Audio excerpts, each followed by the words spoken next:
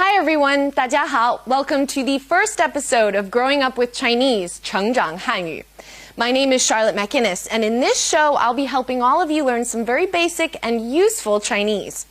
Now, I realize that some of you might be thinking right now, why should I learn Chinese? What does China have to do with me?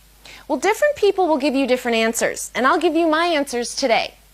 China is a country with over 5,000 years of history, exploring the various facets of Chinese culture, Chinese life, Chinese inventions and tradition, and you can't forget Chinese language. All of these aspects that have developed over these 5,000 years is fascinating, exciting, and really quite unique. Think of Kung Fu, or Kung Fu as some of you might know it, or even Chinese food, which is delicious, or, can't forget, traditional Chinese medicine. This is one of the founders of traditional Chinese medicine. By learning how to speak Chinese, all of these wells of incredible information become more accessible to you.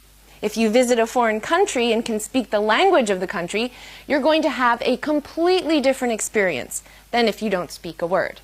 So, why should you learn Chinese with us here on Growing Up with Chinese? Well, a team of professionals have put their heads together to design a show specifically for teenagers, but of course, everyone's welcome to watch. And don't worry, it's not all going to be work. We also have clips of Mike, Xiaoming, and their teachers and friends to help demonstrate what we'll be learning, and we will also be covering various facets of Chinese culture, history, and everyday life in the show's Cultural Spotlight segment. So I dare say you won't get bored.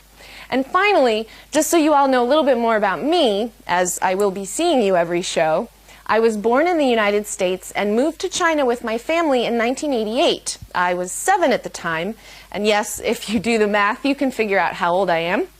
And I spent 10 years here before returning to America for university. So I grew up in China, learning Chinese and going to Chinese school, and I'm thrilled to be hosting a show that will help all of you learn Chinese as you grow up. And yes, no matter what your age, we never stop growing up. So this program really is for people of all ages who want to learn Chinese. So there we are. That was quite the long introduction, but I hope that now you're all more excited about learning Chinese and learning about China. Okay, how? Our topic for today is greetings, very important phrases to know in any foreign language. Xiaoming, a Chinese boy, is center stage here in Beijing today as he prepares for Mike, a high school exchange student, to arrive. So let's take a look right now and see what Xiaoming is up to.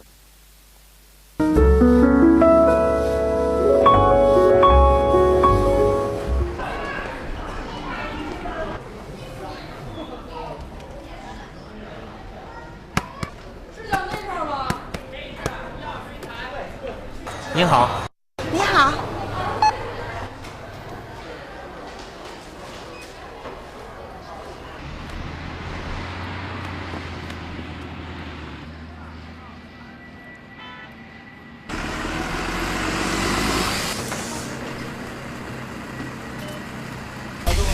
你好。您好。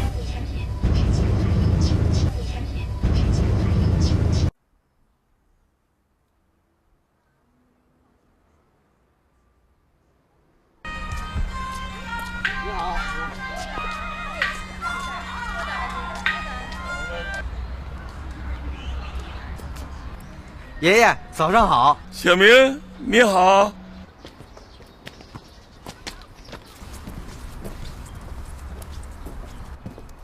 琳琳、小新，你们好。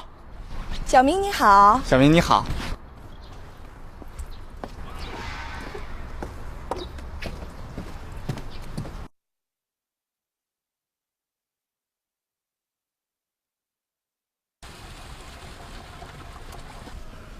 你好，你好。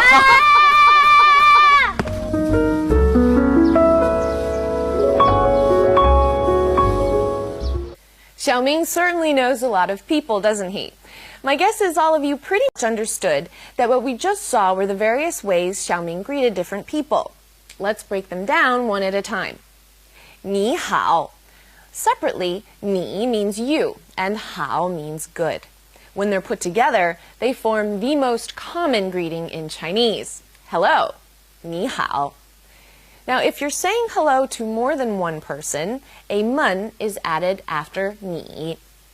Men effectively makes a singular pronoun, I, you, he, she, it, or a noun referring to a person, plural. 你们. It's the plural of you. 你们好, therefore is hello everyone, or hello all. 你好。你好。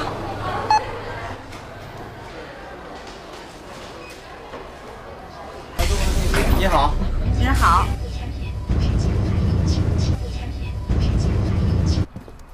玲玲、小新，你们好。小明你好。小明你好。早上好. You're guessing correctly that this is a greeting. This phrase shares the 好 that the other two have. 早上, however, means morning. So 早上好 is good morning. 爷爷，早上好。小明，你好。 Okay, well, let's take another look at the clip.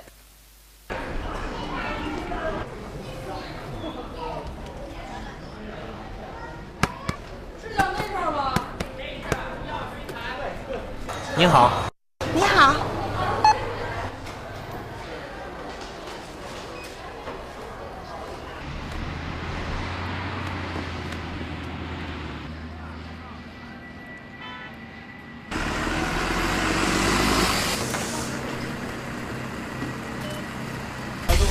你好。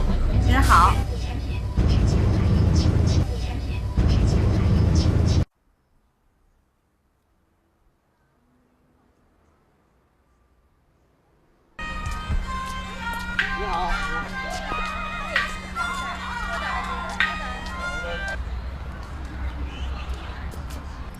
爷爷，早上好。小明，你好。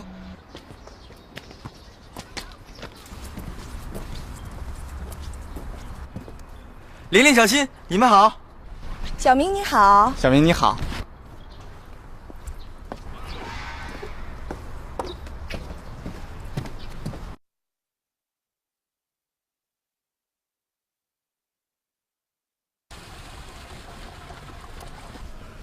你好，你好。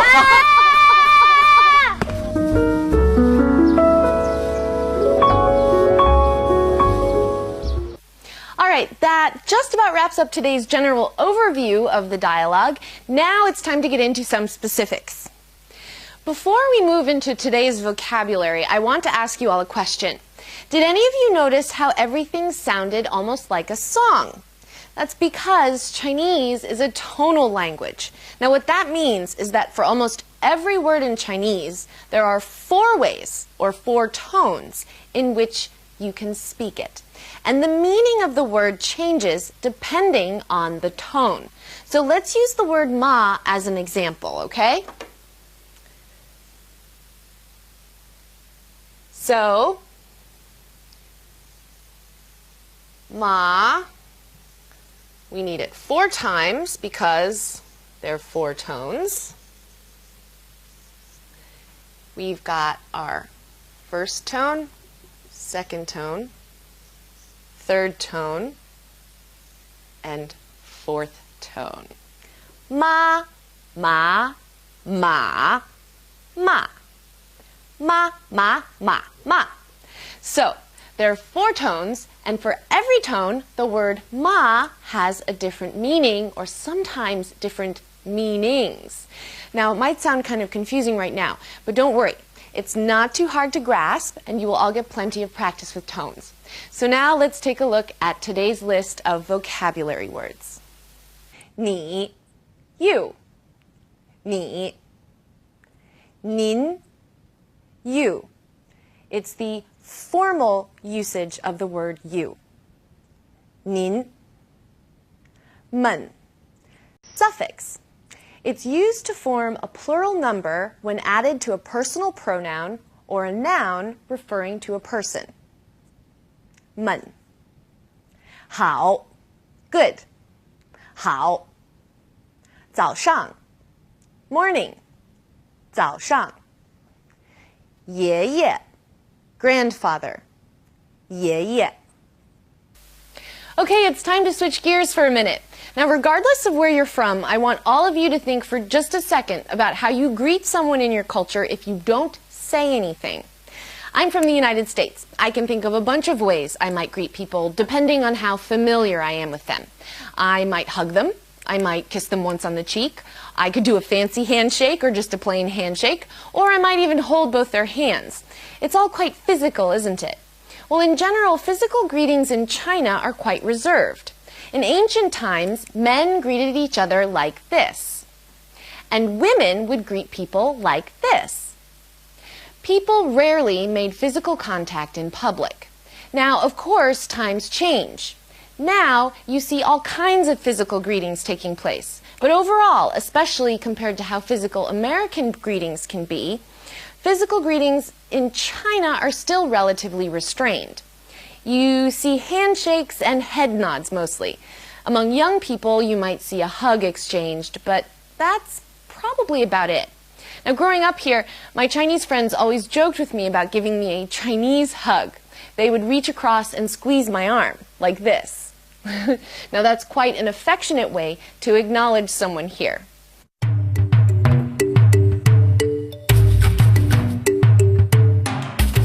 Okay, it's time to look at some of today's language points. And to start off with, we have a tone alert.